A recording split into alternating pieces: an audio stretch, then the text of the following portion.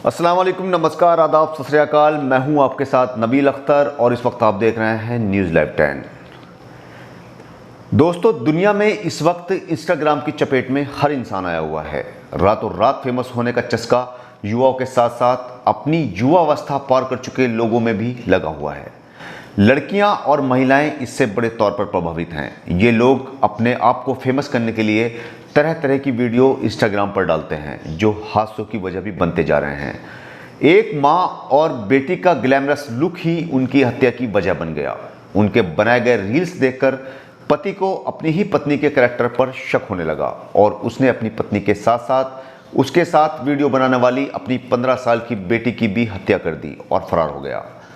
घटना गाजियाबाद के सद्दीक नगर इलाके की है, जहां पर 35 साल की रेखा पाल और 15 साल की ताशु के शव घर में पड़े मिले तो कोहराम मच गया।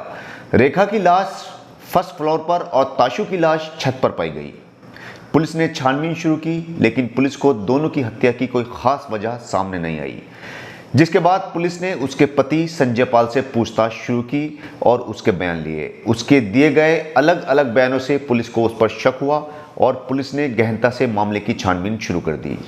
आस पड़ोस के रहने वाले लोगों के भी बयान लिए गए, जिसके बाद ये बात सामने आई कि संजय पाल ने अपनी पत्नी और बेटी का कत्ल किया है। पुलिस ने उससे सख्ती के साथ पूछताछ की तो उसने सारा मामला पुलिस के सामने खोल दिया। उसने पुलिस को बताया कि उसकी और रेखा की शादी तकरीबन 20 साल पहले हुई थी। वो घर के बाहर ही कन्फेक्शनरी की दुकान चलाता था, लेकिन कोरोना के चलते दुकान बंद हो गई, जिसके बाद घर चलाना मुश्किल हो गया। परेशान होकर उसने ई रिक्शा चलानी शुरू कर दी। उसके 2 बच्चे हैं, एक बेटा और एक बेटी। उसने पुलिस को बताया कि एक घर में रहने के बावजूद भी वो और रेखा अलग अलग रहते थे। ग्राउंड फ्लोर पर वो अपने बेटे के साथ रहता था और फर्स्ट फ्लोर पर रेखा अपनी बेटी के साथ।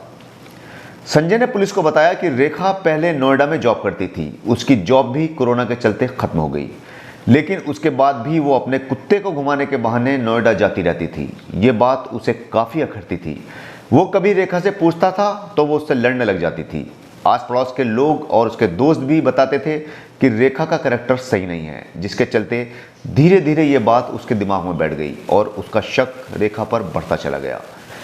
एक बार संजय ने रेखा का पीछा किया। उसने देखा कि रेखा नोएडा की हाई राइज सोसाइटी में जाती थी। संजय ने पुलिस को बताया कि उसने सोसाइटी के गार्ड से भी रेखा के बारे में मालूम किया, तो उसने बताया कि वो तो अक्सर यहाँ आती है।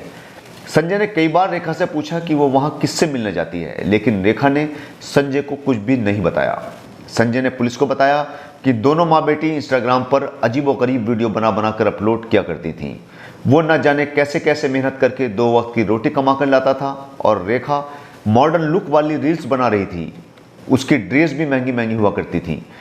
बेटी ताशु भी उसके साथ रहकर बिगड़ने लगी थी। वो अपनी पढ़ाई लिखाई छोड़कर रेखा के साथ रील्स बनाती रहती थी, जो संजय को नागवार गुजरता था। 29 सितंबर की रात को भी ऐसी ही एक वीडियो बनाने को लेकर संजय और रेखा में झगड़ा हुआ। 30 सितंबर को संजय सुबह में उठा और उसने फावड़े से रेखा के गले पर वार करके उसे खत्म कर दिया। इसके बाद उसने ताशु को भी मार डाला और फरार हो गया। पुलिस ने संजय को गिरफ्तार कर लिया है। संजय ने सिर्फ एक शक के चलते अपनी पत्नी और मासूम बेटी को मार डाला। इस देश में लाखों करोड़ों महिलाएं और लड़कियां इंस्टाग्राम और अलग अलग सोशल साइट्स के रील्स बनाकर पब्लिश करती हैं। हमारी अपील है उन सभी से कि सभ्यता के दायरे में रहकर रील्स बनाएं और नाम कमाएं। अश्लील लेखनी और हदों को पार करते हुए वीडियो सोशल मीडिया पर अपलोड करने से बचें। आपकी ज़िंदगी बहुत कीमती है, इसकी हिफाजत करें और अपने परिवार को खुशहाल बनाएं। जल्द ही आपसे फिर भेंट होगी एक नई स्टोरी के साथ। तब तक अपना और अपने परिवार का ख्याल रखिए, सुरक्षित रहिए और अपने परिवार की अच्छे से देखभाल कीजिए। जय हिंद।